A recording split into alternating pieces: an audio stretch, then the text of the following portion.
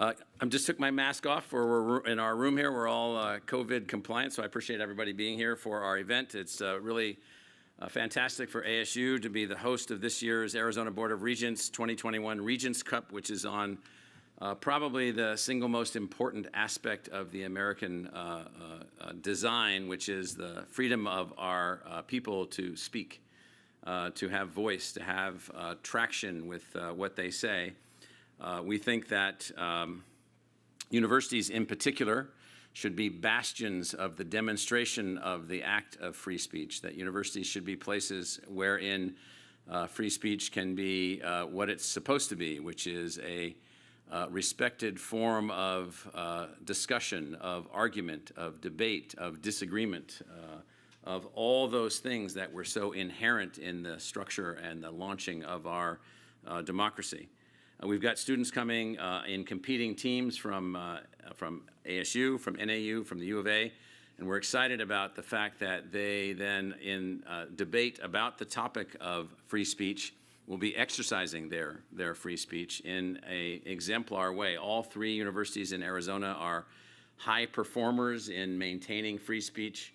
I know that it's a core principle here at Arizona State University. We are completely in alignment with great free speech protecting universities like the University of Chicago. We have the same policies, the same guidelines, the same implementation, all those things.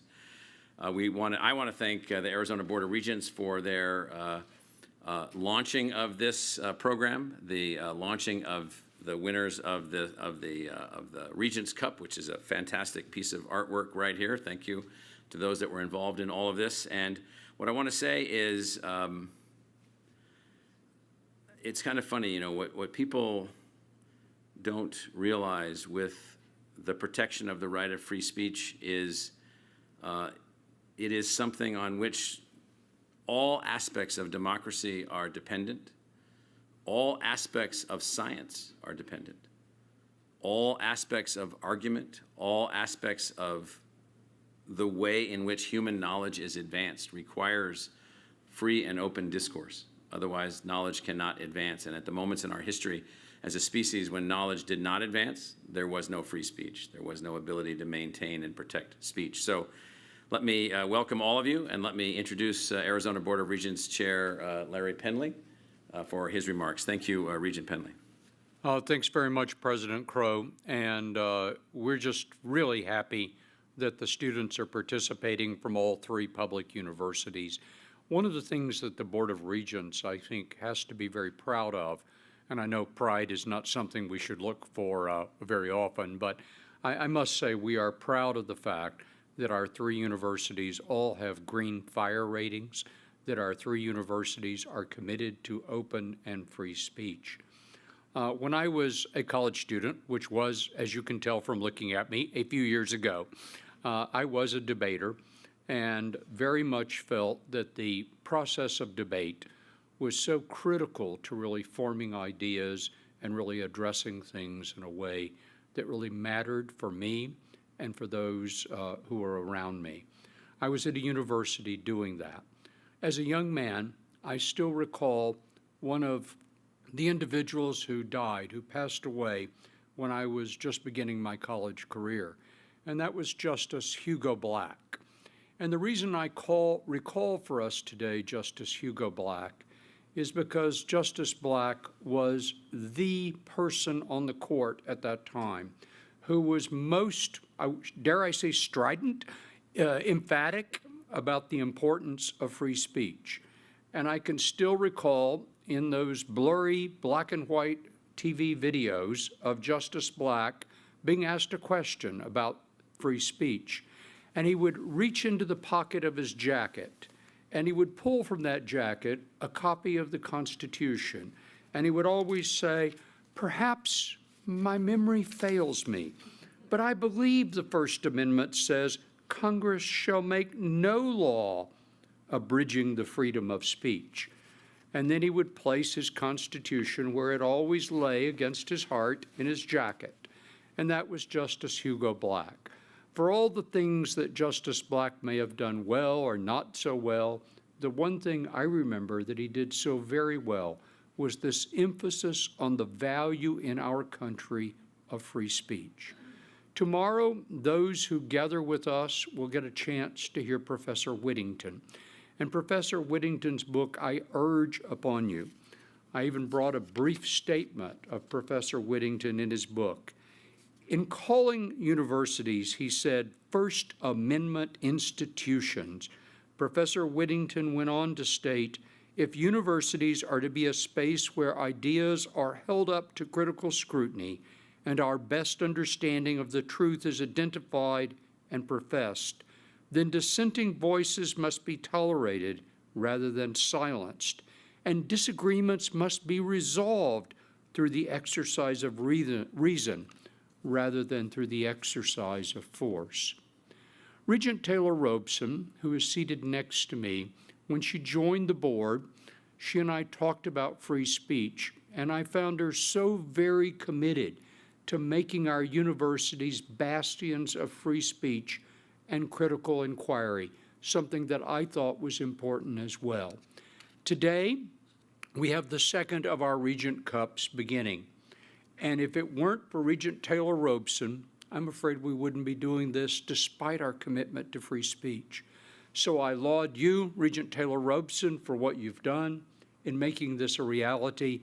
And I thank Speaker Rusty Bowers, who's with us here today, for the beautiful cup that we have, a sculpture that he designed that is a part of what the winning team will take away, along with the knowledge, I hope, that critical inquiry and debate still matters. It's mattered since that First Amendment was created, despite President Monroe's believing that it was unnecessary. He still went along with his colleagues and created those first 10 amendments that we call the Bill of Rights. And with that, I turn to Regent Taylor Robeson, the person for whom we owe this event tonight and tomorrow. Regent Taylor Robeson.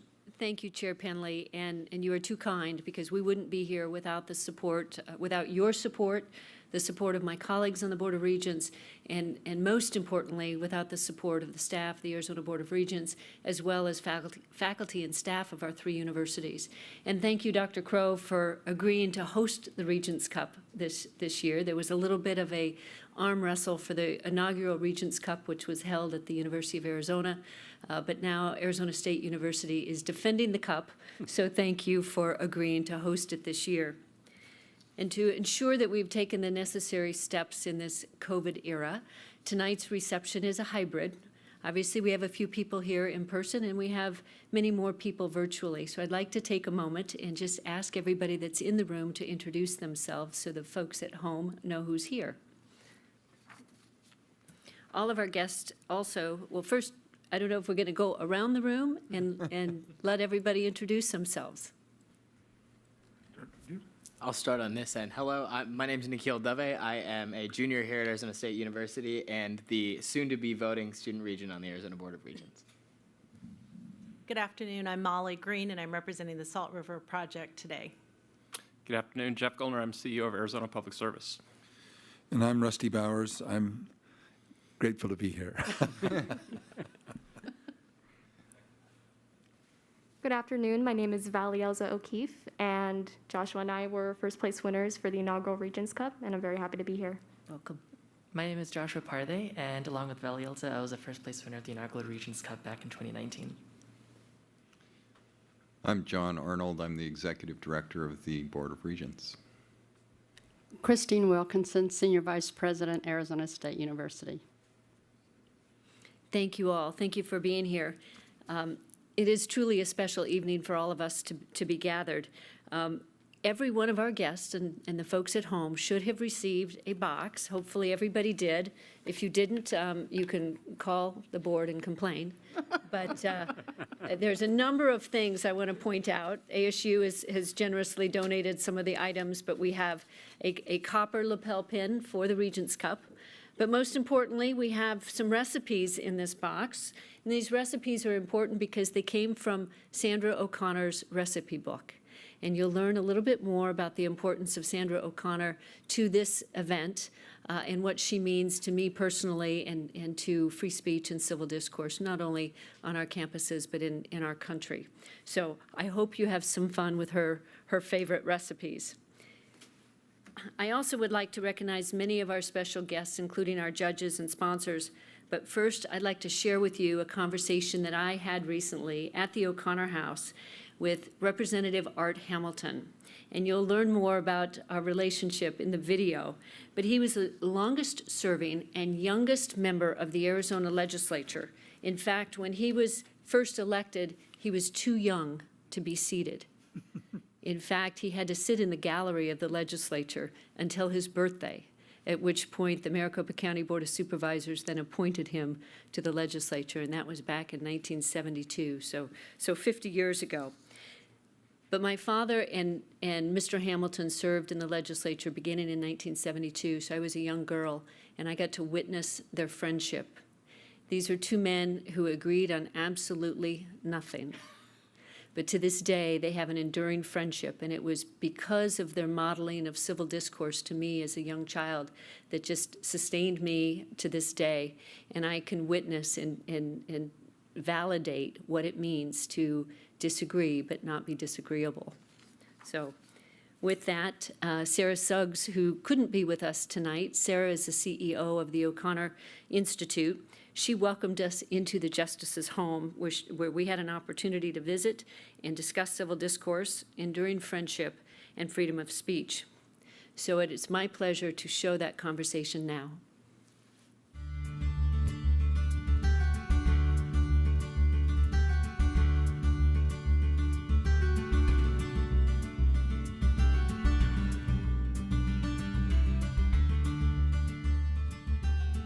Hello, my name is Sarah Suggs, President and CEO of the Sandra Day O'Connor Institute for American Democracy. As we gather today to celebrate the kickoff of the 2021 Regents Cup, I'm especially honored to join you in the celebration of free speech. It is my great pleasure to welcome you to the O'Connor House, the family home of United States Supreme Court Justice Sandra Day O'Connor. This home is not only an historic landmark, but a rich symbol of civil discourse and free speech. Please, come in.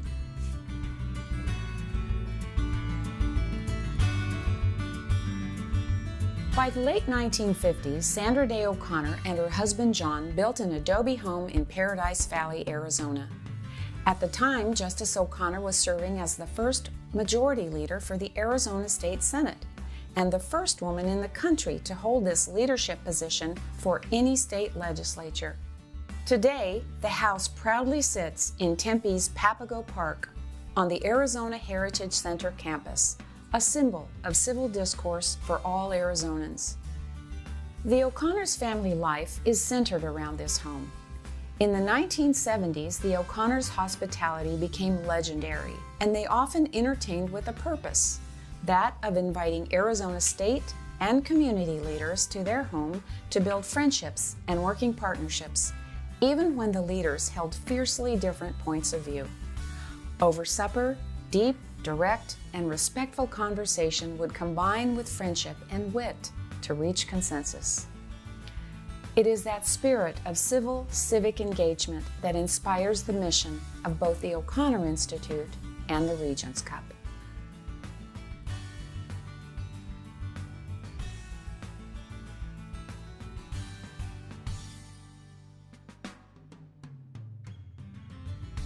Well, having done the math recently, it's been nearly 50 years since we first met, and I was a young girl. My father used to take me to the legislature. I would hang out there and sit through committee hearings and so forth.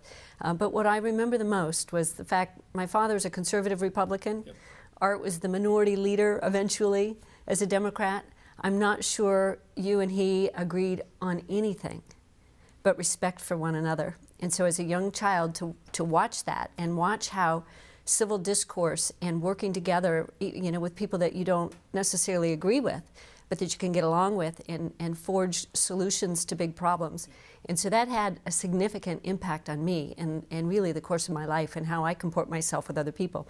So you're a big part of that. And I know Justice O'Connor, you had an opportunity to serve with her. My father had an opportunity to serve with her. And she was just really, for all of us, a model of how a civil society and a self-governing society should operate.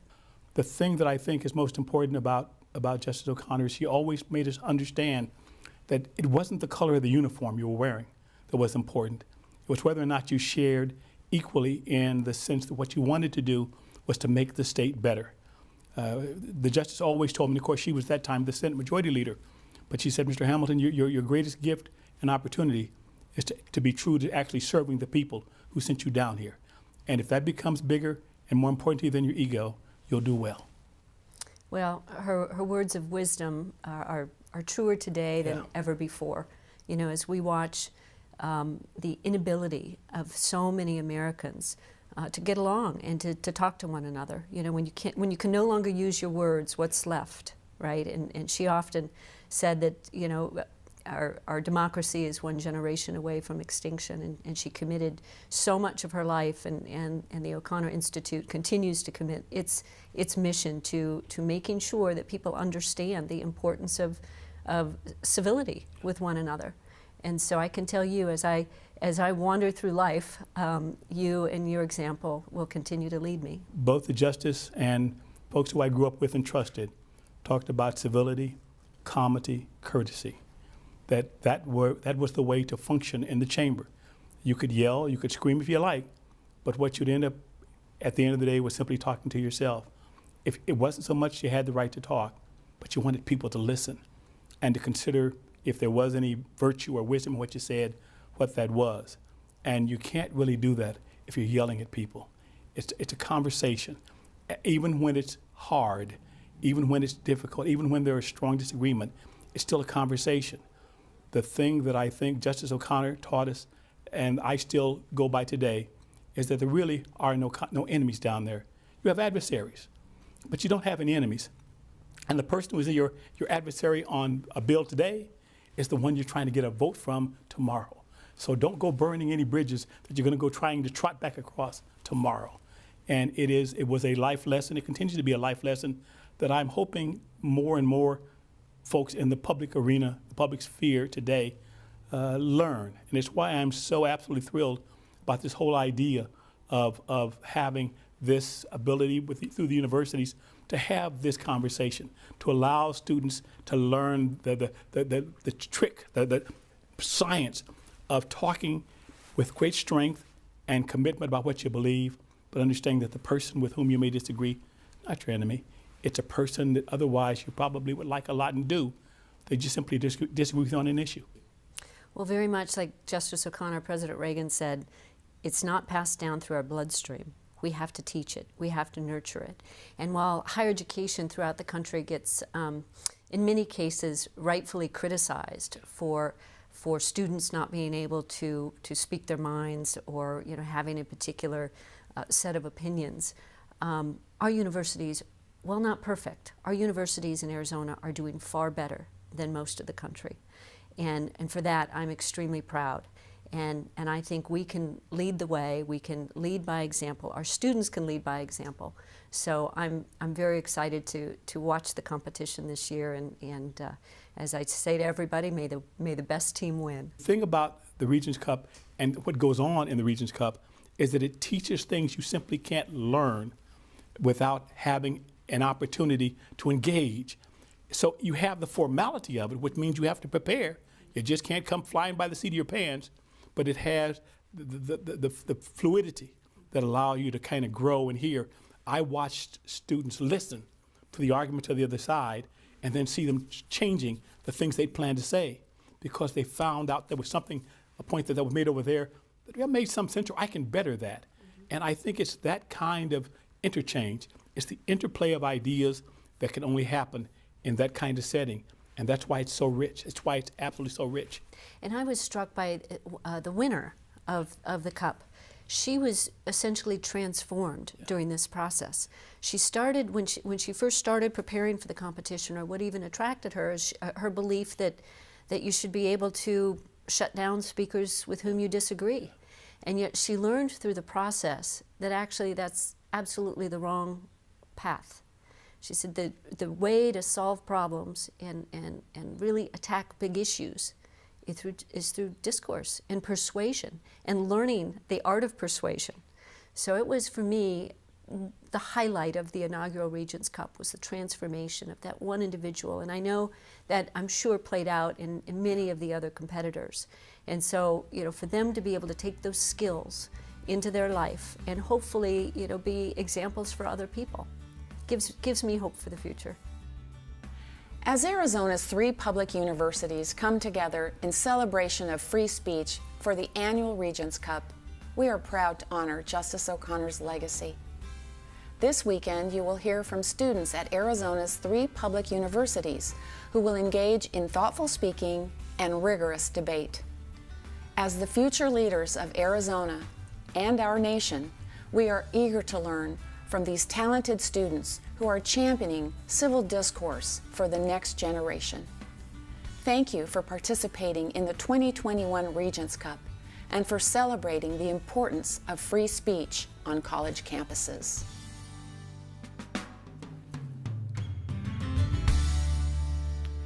So I just want to thank Mr. Hamilton again for the leadership and model that he is to our community. And I also want to thank Sarah and the work she's doing at the O'Connor Institute, which is so important to our state. Now I want to turn to our judges. I'm very proud of the judges that will be participating in this year's Regents Cup. We have judges from around the country, and we have judges from other universities. The Regents Cup is gaining national notoriety, and so one of my goals was that we could be the model for the country, and we're seeing that. So I'm very, very proud of that.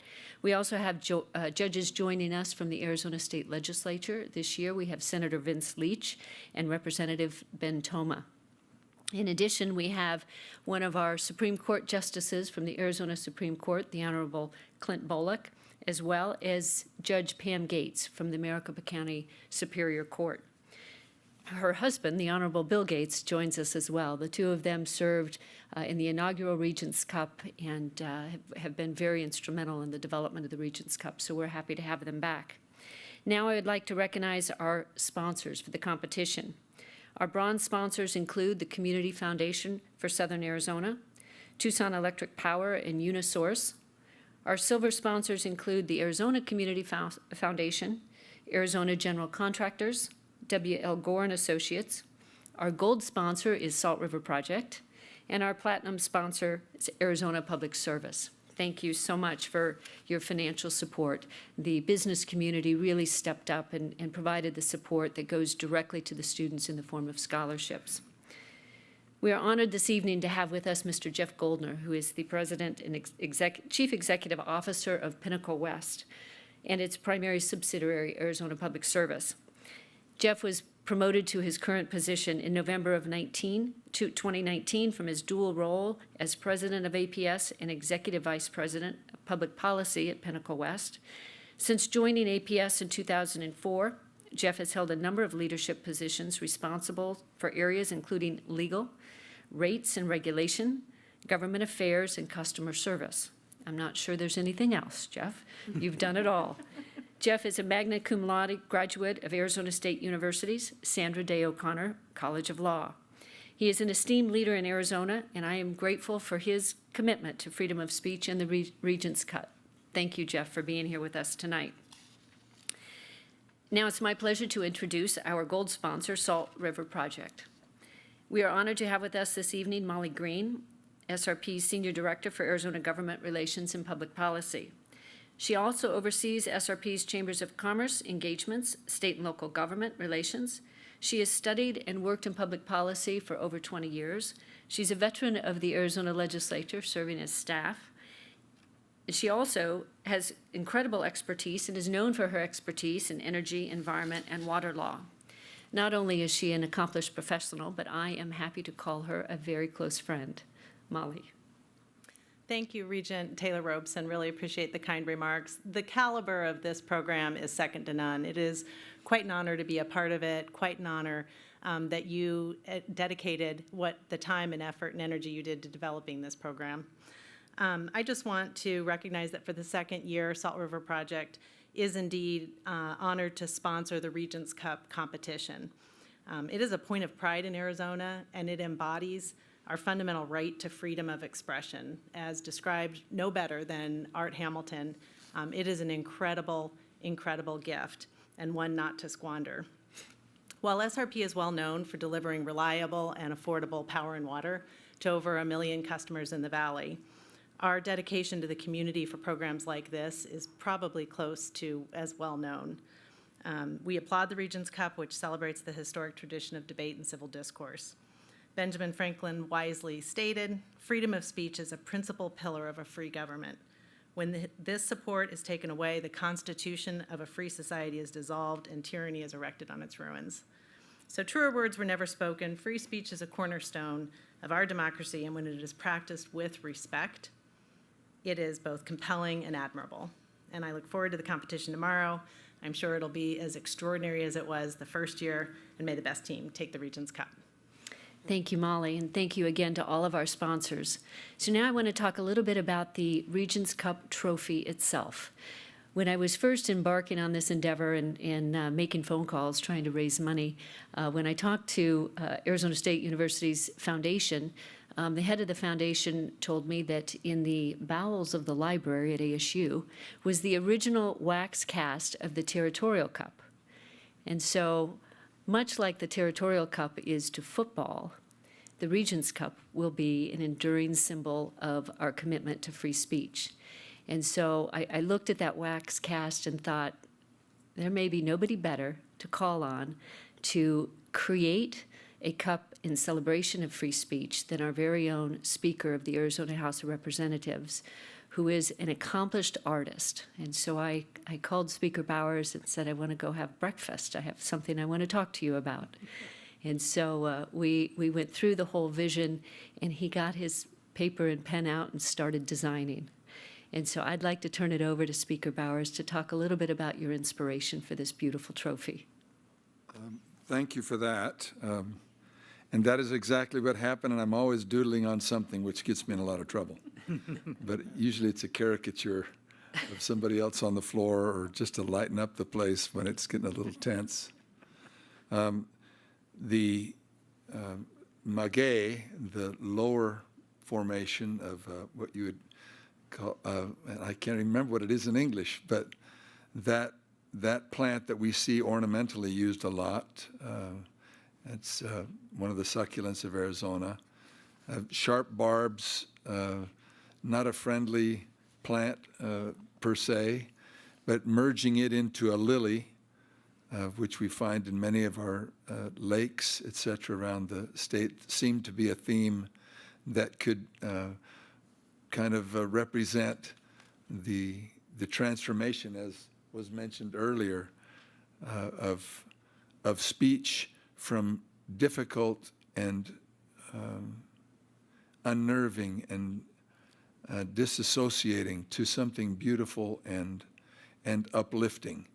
And so, as Jeff and I had talked about it earlier, and I'd like to have him talk after me about that as well, that was the reason for it, and I'm grateful to Regent Robeson for allowing us to do that, and it was a fun process to be involved with you at, if we could. Jeff, what are your thoughts? Yeah, thanks, Mr. Speaker. I mean, it's powerful, and I love the fact that it's got so much Arizona in it, and that you can see so much in the award that I hope that all of the participants recognize, and certainly appreciate your contribution to it. What's truly inspiring to me is spending a few minutes with the last competition's award winners before the show started and just thinking, this is our future. This is why it's so important. This is our future. We've got to make a difference. We've got to do things like the Regents Cup to make a difference. And so thank you all for doing this. We're thrilled to be a supporter of it. And thank you, Mr. Speaker, for the powerful art. Thank you, sir. Thank you, Jeff, and thank you, Mr. Speaker. So this trophy was brought home to Arizona State University by a couple of very special people who have joined us here tonight. And Arizona State University was the proud caretaker. And so we won't know until about 24 hours, 26 hours from now, where this trophy will reside for the next year. But without further ado, I would like to recognize the reigning Regents Cup champions. And I'd like, if you could give a warm round of applause to our students.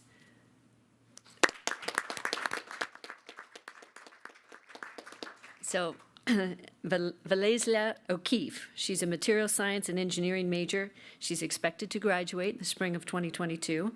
Her career aspirations lie in politics. She plans on running for office in local government as a city council member.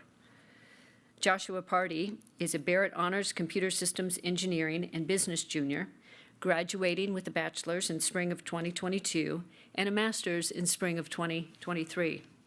Underachiever, of course. Career aspiration is to work in global finance sector in the security space. And I would like to ask the two of you if you'd like to say a few words. Thank you, Regent Taylor Robeson, and thank you, President Crow, for the invitation to be here today. I joined the Regents Cup team back in 2019, not because it was a competition, but because I found it as an opportunity to learn about civil discourse. It wasn't something that I gave much thought to, but I can say that over the course of preparing for the competition, it really exposed me to the importance of civil discourse in our society, because as we've seen over the past 2 years, civil discourse isn't something that we see commonly here in the United States. The fact that millions of Americans have their next post on social media decided by algorithms. We have millions of Americans put into silos of single viewpoints. We don't have the opportunity for people to come together with differing viewpoints in order to find a common solution. And that's really why I appreciate the Regents Cup and the opportunity that it provides students here to have that experience in a professional environment, to really gain the understanding and the appreciation for civil discourse. I know I've been able to use that during my time here at ASU. I look forward to using it in my career in order to bring people together to solve solutions instead of arguing and canceling people, to ensure that we can come together and actually build a better society and build a better future. So thank you again for the opportunity, and I'd like to turn it over to Valielza. Thank you so much, Joshua. And just a quick correction for Regent Robeson, my name is pronounced Valielza, or you can just call me Valley for short. Valielza, yes. Thank you. Thank you. So we talk about protecting free speech, but what good is civil discourse in the abstract if it is not wielded as a weapon against suppression? In the spirit of praising the use of free speech in civil discourse, I want to condemn the malfeasance of Michael Crow, his administration, ASU PD, and the Maricopa County Attorney's Office in dealing with on-campus sexual assault, particularly in the case of Elena. Student safety and well-being should be a university's utmost priority. However, ASU has chosen to stonewall attempts for recourse, gaslight victims, and downplay the scope of this problem. Sun Devils Against Sexual Assault and the Women's Coalition have authored the Care Center proposal that includes a standalone crisis response center, at least 9 full-time confidential victims advocates, a dedicated staff, and a fund for survivors to compensate for legal, educational, and medical fees. Elena has yet to be compensated for her medical and legal fees. In response, ASU has told the same old lie of insufficient funds, while money pours into Greek life housing, athletics, and university expansion. Michael Crow refuses to attend any more meetings regarding the proposal. It is not clear whether he has even read the Care Center proposal. This event is supposed to bring to light the way America has dealt with race. And though systemic racism looms over our institutions, we also need to remember, we need intersectional progress or none at all. Thank you. Thank you. So it seems like just yesterday that we were celebrating the inaugural Regents Cup. So we very much look forward to hearing from all of the students tomorrow and all of their opinions. The university needs to be the place where we really focus on our ability to have a diverse set of people fighting together with their words to bring about a freer and fairer democracy. And so that's an effort that we're never going to be done with. We have to continue to strive for a freer and fairer community. So I want to thank you all for being here. I also would like to just look around the room and see if there's anyone here in the room that would like to make any comments or have anything to say. Regent Dave, I might look to you. Absolutely. You know, Regent Taylor Robeson and I have talked about this event since the time I came on the board as, of course, someone who cares deeply about science in particular. Freedom of speech, and freedom of ideas is something that's critically important, as President Crow mentioned, to the advancement of science. So it's very exciting for me to get to see and get to participate as the student regent in this event and get to see the transformation that's been discussed of of, students competing, coming in initially with one idea of free speech and civil discourse, and getting a chance myself to learn from their experiences and how they're transformed by the experience. So I'm really excited and really thankful both to our sponsors as well as to the board and to the 3 universities for making this happen. And I'm looking forward to a weekend of great civil discourse and free speech. Thank you, Regent Dave. Anyone else who hasn't? Maybe Regent Manson, the incoming chair of the Arizona Board of Regents. Thank you, Regent Taylor Robeson. I remember where the germ of this idea started, and it was at a board meeting, I want to say 2.5 years ago, when we were talking about the general ed programs for our universities and a revamp of those programs, which we are continuing to work through. Everybody with the best interests and best intentions to provide, a baseline education for all of our students, for every single graduating student in Arizona in the sectors that we were interested in. One of the pieces that we really wanted to include in that was debate, civil discourse, and it was in response to the difficulties we're experiencing in the country, communicating with each other when opinions differ. And the objective was to have each and every one of our students graduate with some experience in having to defend an argument in a rational and logical way, and be able to listen to somebody who had a different opinion and have a calm and communicative discourse about that. Whether you ended up changing your opinion or disagreeing in the end, it was about how you conducted that as much as what was said.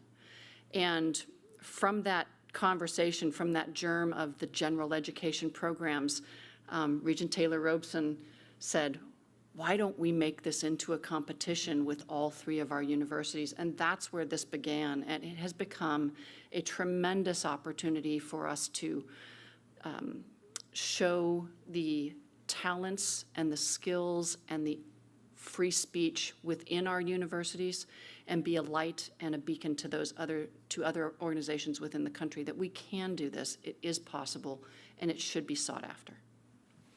So thank you for taking that on and running with it. Thank you, Regent Manson. I would say, as a point of pride for Arizona and for our 3 public universities, each of our universities have received a green rating from FIRE, the Foundation for Individual Rights in Education. And out of about 3,500 colleges and universities in the country, only 55 have a green rating. All 3 of our universities have been bestowed the green rating. And we're the only state in the nation where all of our public universities have a green rating. So tomorrow, we have a keynote speaker. Chairman Penley referenced him, Dr. Keith Whittington, who's a professor at Princeton University, who wrote Speak Freely, Why Our Universities Must Defend Free Speech on Campus.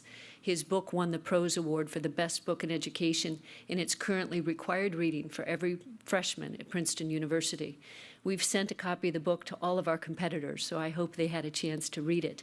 But Professor Whittington will be our keynote speaker tomorrow, and he will be joined by Richard Shibley, who is the executive director of FIRE, the Foundation for Individual Rights in Education. So we're very much looking forward to hearing from them tomorrow. And finally, I'd like to pause and thank the Regents Cup coaches.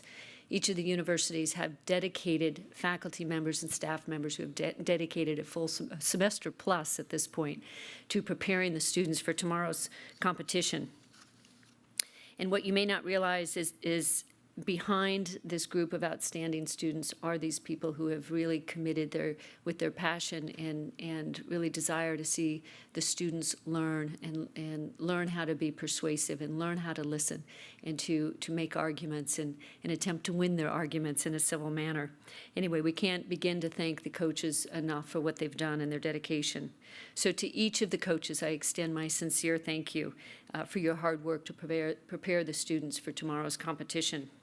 President Crow, I want to thank you for hosting the 2021 Regents Cup. President Robbins and President Chang, I also want to thank you for your support. But to President Crow, you were the first university in Arizona to receive the green rating for that. And I know you continue to get accolades nationally for commitment to free speech. And while our universities, as I said on the video, are not perfect, we're doing better than most. And we all have to recommit ourselves to continue to try and do better. We can never give up, and we can never forget that our democracy is so fragile that we have to learn to use our words. And for tomorrow, may the best team win.